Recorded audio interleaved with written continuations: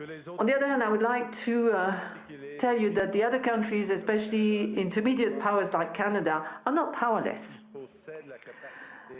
They have the capacity to build a new order that encompasses our values, such as respect for human rights, sustainable development, solidarity, sovereignty, and territorial integrity of the various states. The power of the less power starts with honesty.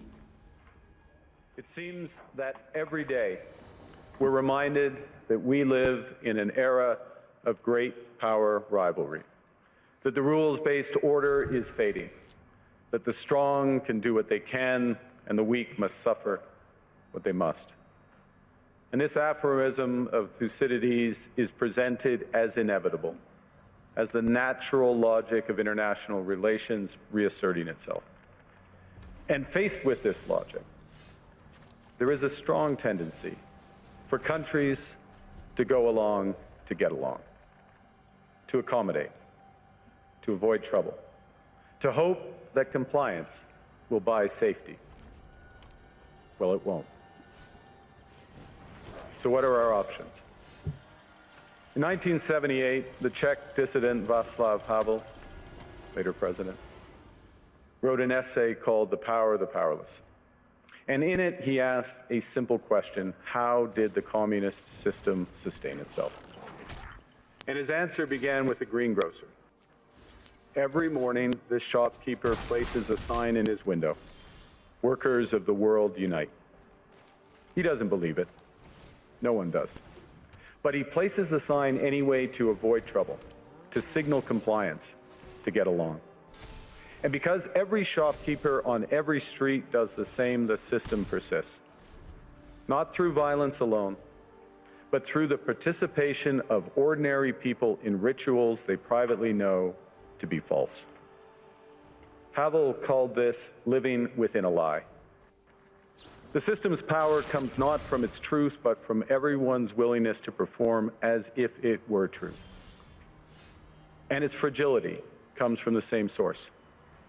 When even one person stops performing, when the greengrocer removes his sign, the illusion begins to crack.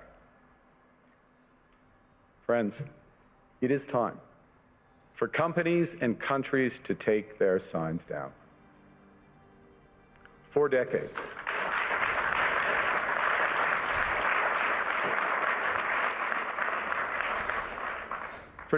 countries like Canada prospered under what we called the rules-based international order.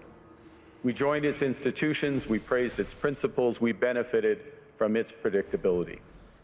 And because of that, we could pursue values-based foreign policies under its protection. We knew the story of the international rules-based order was partially false, that the strongest would exempt themselves when convenient, that trade rules were enforced asymmetrically. And we knew that international law applied with varying rigor depending on the identity of the accused or the victim.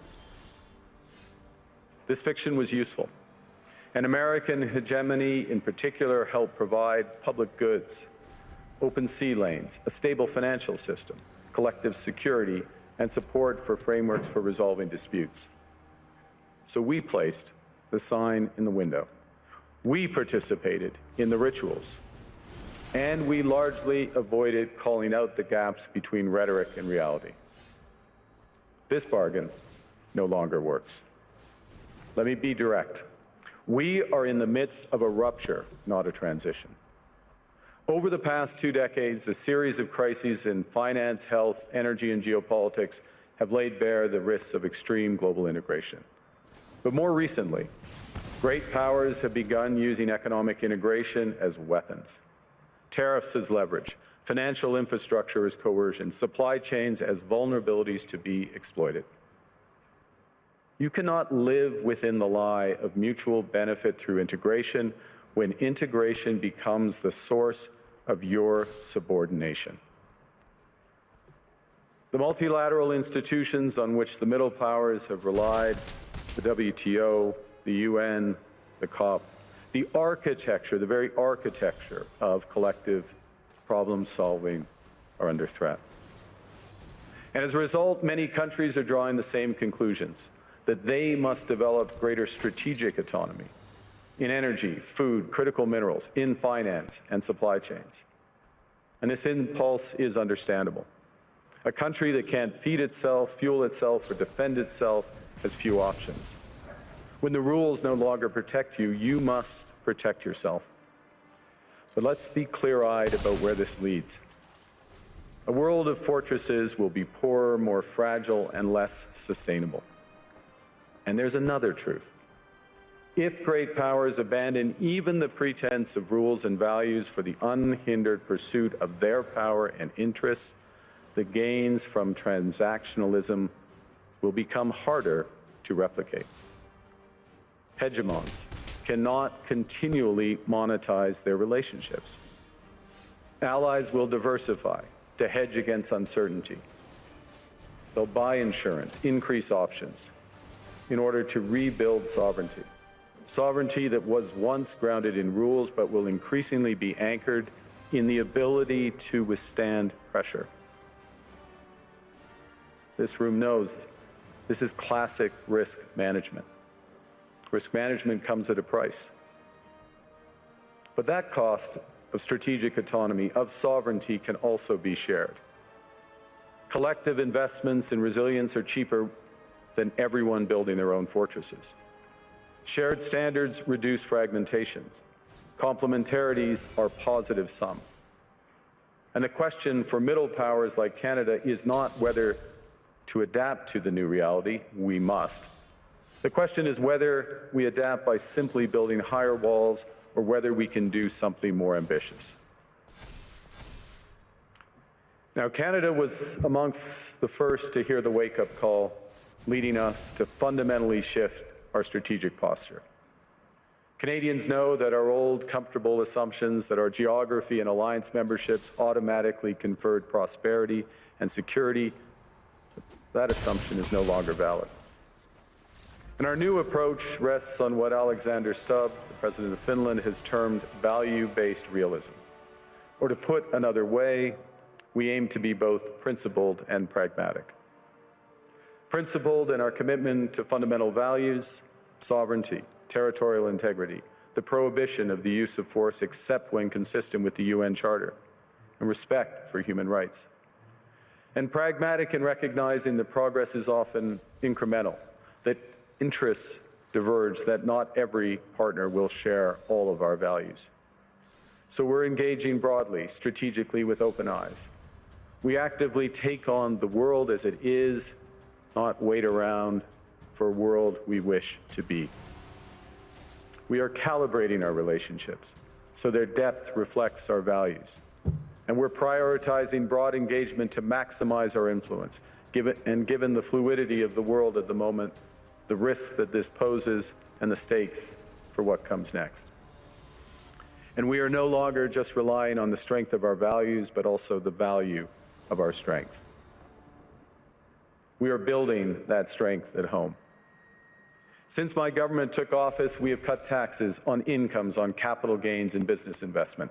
We have removed all federal barriers to interprovincial trade. We are fast-tracking $1 trillion of investments in energy, AI, critical minerals, new trade corridors, and beyond.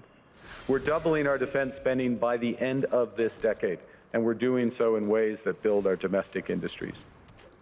And we are rapidly diversifying abroad. We've agreed a comprehensive strategic partnership with the EU, including joining SAFE, the European Defence Procurement Arrangements. We have signed 12 other trade and security deals on 4 continents in 6 months. The past few days, we've concluded new strategic partnerships with China and Qatar. We're negotiating free trade pacts with India, ASEAN, Thailand, Philippines, and Mercosur. We're doing something else. To help solve global problems, we're pursuing variable geometry. In other words, different coalitions for different issues based on common values and interests. So on Ukraine, we're a core member of the Coalition of the Willing and one of the largest per capita contributors to its defense and security. On Arctic sovereignty, we stand firmly with Greenland and Denmark and fully support their unique right to determine Greenland's future.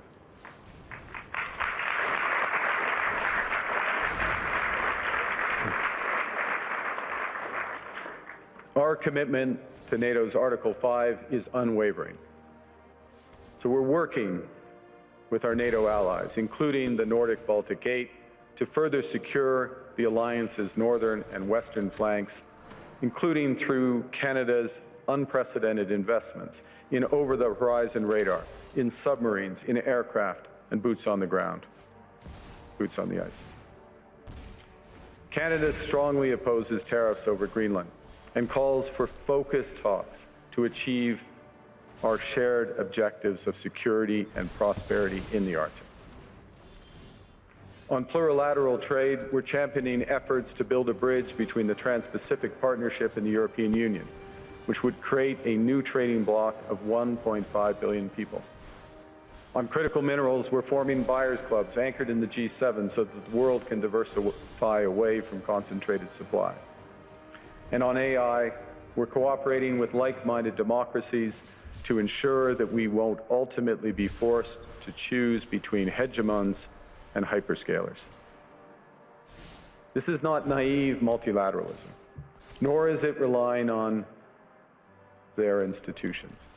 It's building coalitions that work, issues by issue, with partners who share enough common ground to act together. In some cases, this will be the vast majority of nations. What it's doing is creating a dense web of connections across trade, investment, culture, on which we can draw for future challenges and opportunities.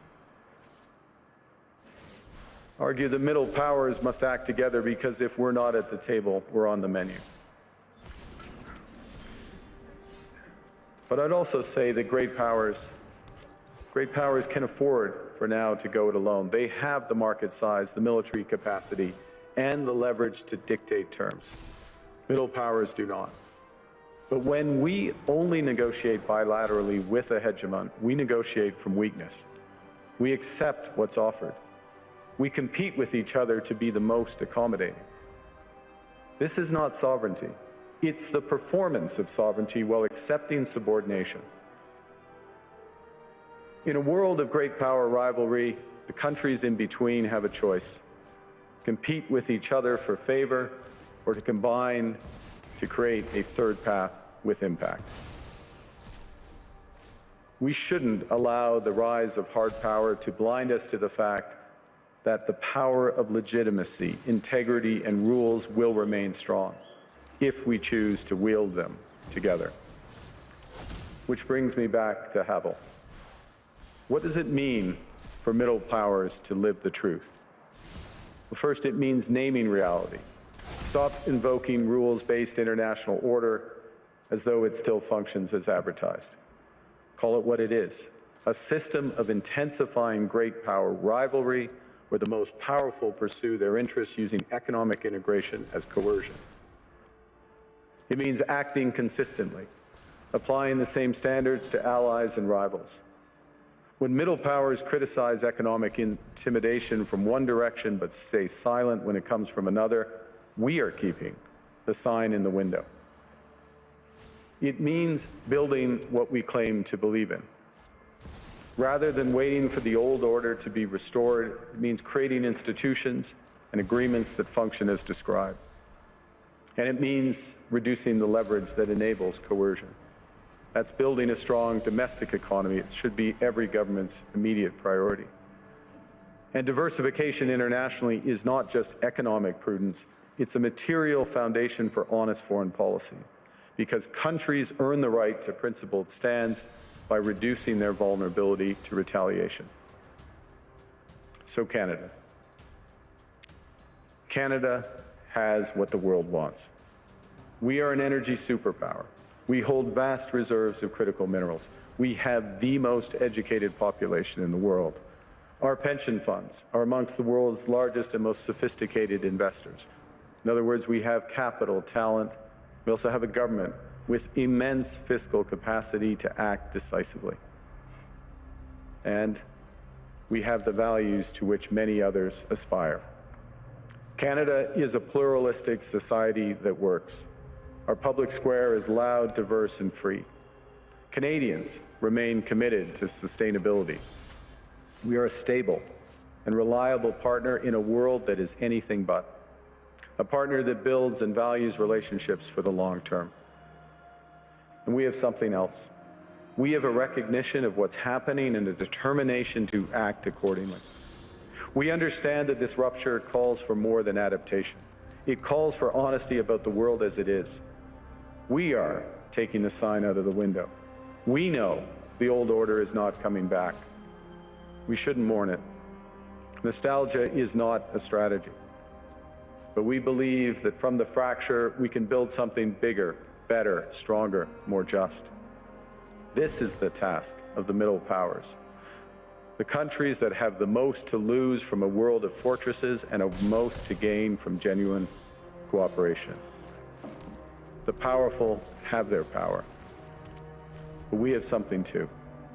The capacity to stop pretending, to name reality, to build our strength at home, and to act together. That is Canada's path. We choose it openly and confidently, and it is a path wide open to any country willing to take it with us. Thank you very much.